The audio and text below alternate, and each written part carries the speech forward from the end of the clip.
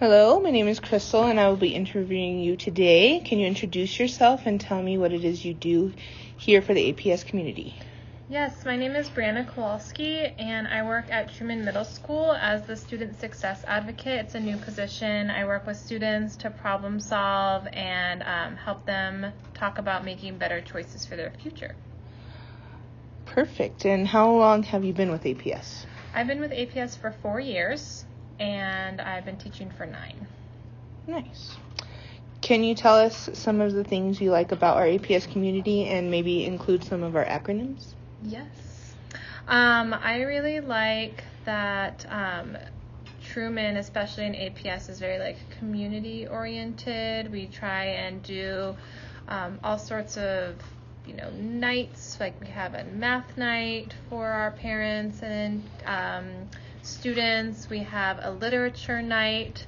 Our dual language team has, I think at the beginning of the school year, they had a big fiesta, and parents came, and the students also just recently did their bilingual seal, and we are having a party for them on May 5th, so that'll be really fun. I've always found that for the most part, people are really supportive. I've had really supportive admin, which I really appreciate as well. Awesome. So I mentioned in the text of my profile about our SAT process. Yes. Can you help me understand it a little more and what it means and how it works? Yes. So SAT process stands for, if I'm not mistaken, the Student Assessment Team. And how that works is if teachers are kind of seeing a student struggle in class, we ask our SAT chair, Ms. Chilpowski, to do some observations for that student. And she kind of tracks them. And then we have meetings with their parents, and we share this data. Like I've done interventions for this student, and they are meeting the expectations or they aren't. And if we say that they aren't, and the math teacher or the language arts teacher, if they agree, we start going into more of the SAT process where we get them tested by a diagnostician in APS, and then we hold an IEP meeting, and the parents come, and we talk about services that we can provide for the student, and sometimes they qualify for special education, and sometimes they don't. And what is an IEP? An IEP is let me see if I can get this right, an individual education plan. Yes. And so a plan that a team of teachers, parents, and the student work on together. They have goals, if they're not meeting the expectations for the standard in language arts, we give them a goal, and then their special education teacher helps them kind of meet that goal, and they have to meet, I think, maybe at least once a year to go over the goals. If the student improving, no, let's give a new goal, and sometimes we can get the kiddos tested out of special education because they've met their goals. Okay, awesome. Yeah. What is the Tiger's Den here at Truman? So the Tiger's Den is a room that we had, especially at the beginning of the school year when COVID-19 was kind of, getting all of our students sick and things like that. And so if a student was having symptoms, cold, cough, fever, and we didn't want them to potentially infect anybody else, they would isolate in the Tiger's Den. And the nurse would take their temperature, and then oftentimes the student would have to get sent home. But it's like a little cute, it's a nice name for an isolation room. Awesome.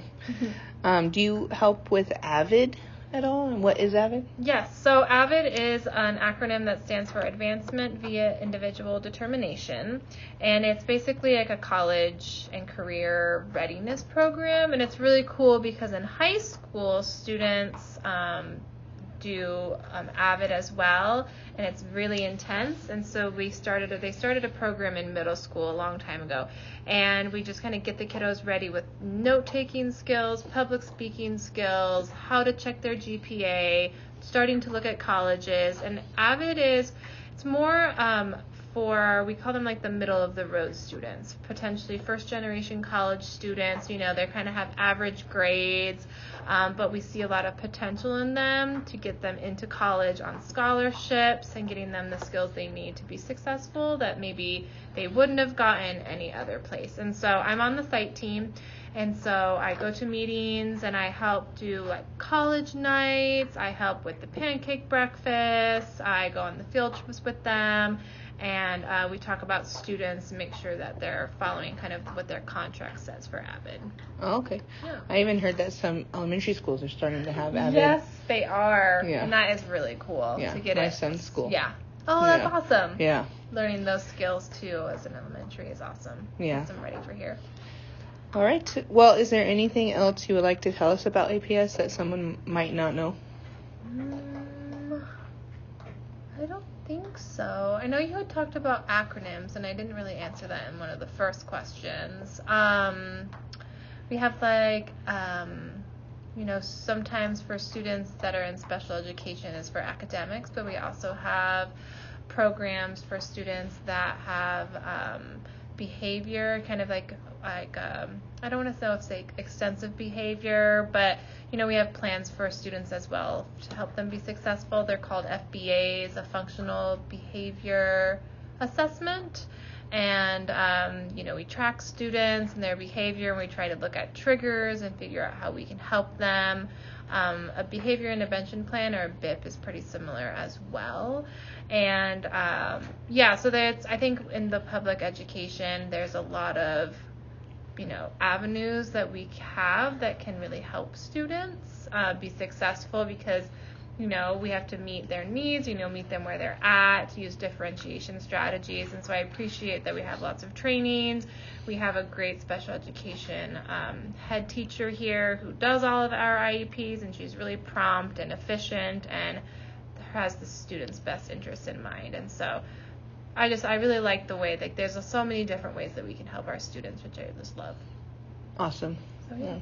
Thank you for your time. You're welcome. Thank you.